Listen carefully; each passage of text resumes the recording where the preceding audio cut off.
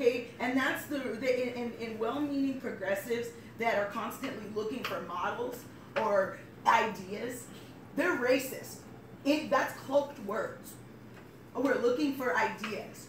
We're having a hackathon so we can steal your ideas. Okay, we're having a global impact challenge.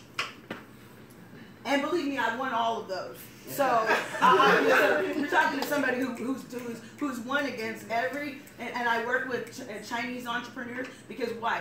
Chinese entrepreneurs right now are absolutely killing it. Asian women, particularly Chinese women, are doing, I mean, they are an example of women in entrepreneurship. China has grown more smart cities and things, but we're racist because it's not China we're looking at, it's always Sweden. Mm-hmm. It's always Denmark, it's always these things. We're not looking at that. Native Americans have been practicing, biomimicry and all this stuff since the get. But no, it's cool because it's some white person talking about nature. Mm-hmm. I'm like, bullshit. I fund some Native American people to come talk about native practices in biomimicry. Fund Chinese people to talk about urbanism. Mm-hmm. They build for hundreds of millions of people. Mm-hmm. They understand this. The problem is why we need to be standing up and saying, take back people's communities and take back cultural appropriation. Because these are cultural appropriations that we have come to enjoy in sustainability, but we somehow whitewash it and make it green and white and say it's great. It's not, and it's wrong.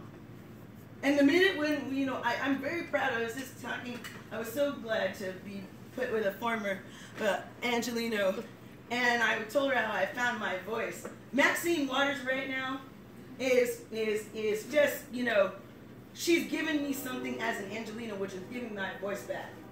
Because we need to call bullshit on certain people, and it's got to be uncomfortable, because stop appropriating people's culture, pay them for what they're worth. We live in a capitalistic society. Don't try to re-put capitalism, because the fact that I was in the mission, and David and I were in the mission, and I tell you, I never felt so awful as I wanted to hurt somebody as I was sitting there.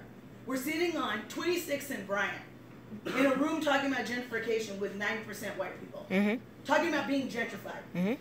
Outside the door, we're in a Latino community that there were 5 Latinos in the room. And they were saying how the crisis of this woman had the nerve to tell me, very progressively, that black people don't need to own homes. See what happened in the housing crisis? And I said, well, they wouldn't have that if they, in these communities if they had been able to get an FHA loan to buy the house. An appropriate government-funded program that most people buy their homes at. But because of the fact that some progressive thought it was a good idea that people should be, we should have more rental housing, and we should go to the state and the federal government and get them to only fund rental housing for poverty-trapped BMRs. People had to go out and get a bad loan. But she looked at me and she thought I should be that this is why I should understand.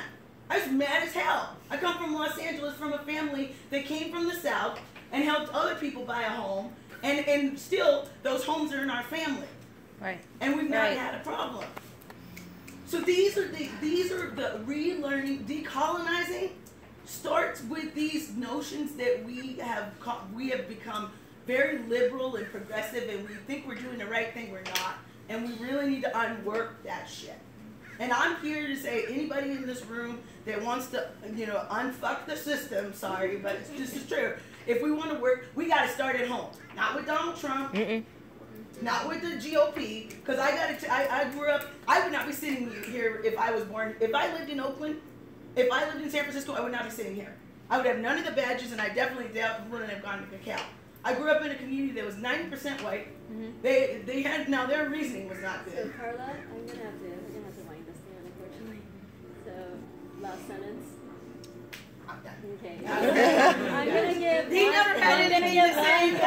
One final word. I just want to listen. Like I came on. Okay, great. things in my head, but really, yeah, you know what? We'll have time for more, and unfortunately, I wish we could do this every single day, but here it is. I think this is why we have so much to say, because we don't have spaces like this in our day-to-day lives, in our communities, and in our organizations, and we need to make more spaces like this, and that's exactly why we're doing this today. And with that, I'm just going to invite everyone to stand up and